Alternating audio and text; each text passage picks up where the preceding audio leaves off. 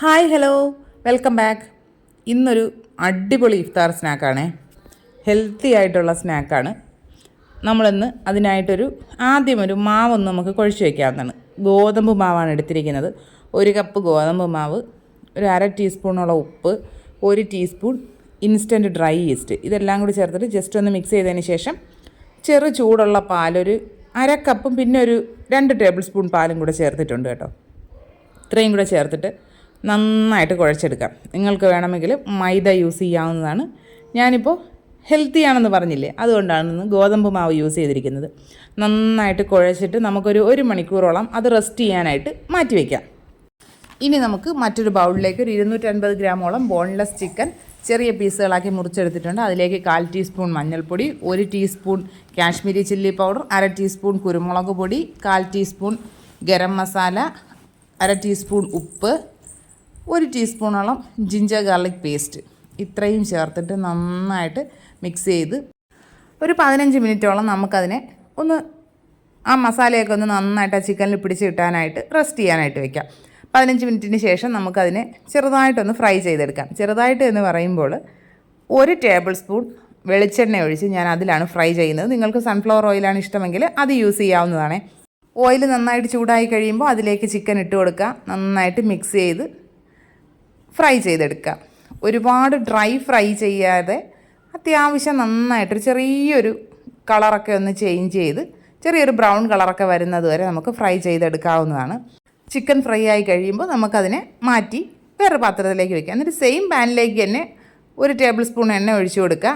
അതിലേക്ക് 2 വെളുത്തുള്ളി ചെറുതായിട്ട് കട്ട് ചെയ്തത്, 1 മീഡിയം സൈസ് സവാള ചെറുതായിട്ട് അരിഞ്ഞത്, 1 പച്ചമുളകും ചേർത്ത് കൊടുത്തിട്ട് നന്നായിട്ട് മിക്സ് ചെയ്യുക. ഈ മസാലയ്ക്ക് ആവശ്യമായിട്ടുള്ളൊരു 1/4 ടീസ്പൂണോളം ഉപ്പ് ചേർത്ത് കൊടുക്കുക.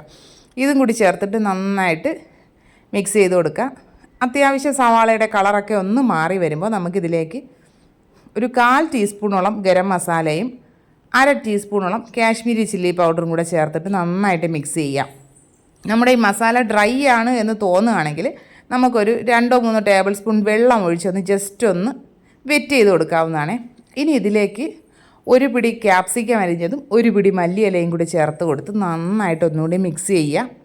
ഉപ്പ് നോക്കിയിട്ട് വേണമെന്നുണ്ടെങ്കിൽ ചേർത്ത് കൊടുക്കാവുന്നതാണ്. ഇനി ഇതിലേക്ക് നമ്മൾ ഫ്രൈ ചെയ്ത് വെച്ചിരിക്കുന്ന ചിക്കനും കൂടെ ചേർത്ത് കൊടുത്ത് നന്നായിട്ട് ഒന്നുകൂടി മിക്സ് ചെയ്ത് ഒരു 2 മിനിറ്റൊക്കെ ഒന്ന് അടച്ച് വയ്ക്കാവുന്നതാണ്.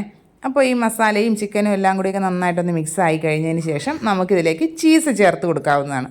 ഞാനിപ്പോൾ ഒരു 3 സ്ലൈസ് ചീസാണ് ഇതിലേക്ക് ചേർത്ത് കൊടുക്കുന്നത്. ചീസും കൂടി ചേർത്തിട്ട് അടച്ച് വയ്ക്കുക. അതവിടെ ഇരുന്ന് ചീസ് അങ്ങ് മെൽറ്റ് ആയിക്കോളും. ഇനി നമുക്ക് നമ്മുടെ മാവിനെ പരത്തി തുടങ്ങാവുന്നതാണ്. മാവെടുത്ത് അതിൽ കുറച്ച് നമ്മൾ ചപ്പാത്തിയൊക്കെ ഉണ്ടാക്കും പോലെ കുറച്ച് പൊടി തൂക്കി അതിൽ വെച്ച് നന്നായിട്ടൊന്ന് പരത്തിയെടുക്കുക. ഒരുപാട് നൈസായിട്ടല്ല, ചെറിയൊരു കനത്തിൽ വേണം നമ്മൾ പരത്തിയെടുക്കാനായിട്ട്. പൊരിച്ച പത്തിരിക്കൊക്കെ എടുക്കില്ലേ, അതേപോലെ കനത്തിൽ വേണം നമുക്കിതിനെ പരത്തിയെടുക്കാനായിട്ട്. പരത്തിയതിന് ശേഷം ഇതിനെ നമുക്ക് മറ്റേ കുക്കി കട്ടർ വെച്ചോ അല്ലെങ്കിൽ നമ്മുടെ ചെറിയ ഏതെങ്കിലും ഒരു ബോട്ടിലിൻ്റെ അടപ്പ് വെച്ചിട്ടോ നമുക്ക് ചെറുതായിട്ട് കട്ട് ചെയ്തെടുക്കാവുന്നതാണ്. എല്ലാം നമുക്കിതുപോലെ കട്ട് ചെയ്തെടുക്കാം. കട്ട് ചെയ്തതിന് ശേഷം ബാക്കി വരുന്ന മാവും വീണ്ടും അതുപോലെ പരത്തിയിട്ട് എല്ലാം കട്ട് ചെയ്തെടുത്തിട്ടുണ്ട്. ഇപ്പോൾ ഇനി നമുക്ക് പാൻ അടുപ്പിലേക്ക് വെച്ച് അതിൽ ചെറുതായിട്ട് ഇതൊന്ന് ചുട്ടെടുക്കാവുന്നതാണ്.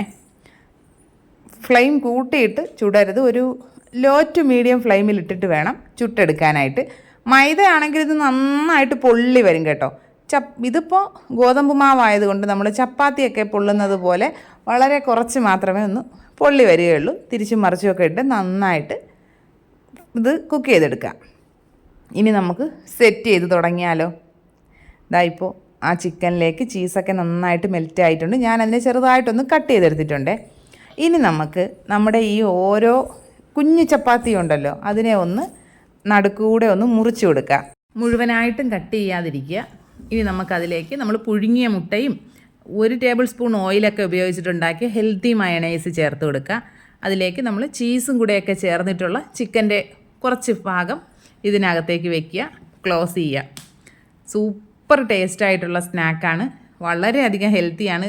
ഇഫ്താർ ടൈമിൽ 1-2 ഒക്കെ കഴിക്കുമ്പോൾ തന്നെ നമ്മുടെ വയറങ്ങ് ഫില്ലാവും. എല്ലാ കൂട്ടുകാരും ട്രൈ ചെയ്ത് നോക്കുക. ഫീഡ്ബാക്ക്സ് കമൻറ്റ് ബോക്സിൽ അറിയിക്കുക. വീഡിയോസൊക്കെ ഇഷ്ടമാകുന്നുണ്ടെങ്കിൽ ചാനൽ സബ്സ്ക്രൈബ് ചെയ്ത് സപ്പോർട്ട് ചെയ്യേണ്ടതാണ്. വീഡിയോസ് ലൈക്ക് ചെയ്യുക, കമൻറ്റ് ചെയ്യുക, ഷെയർ ചെയ്യുക.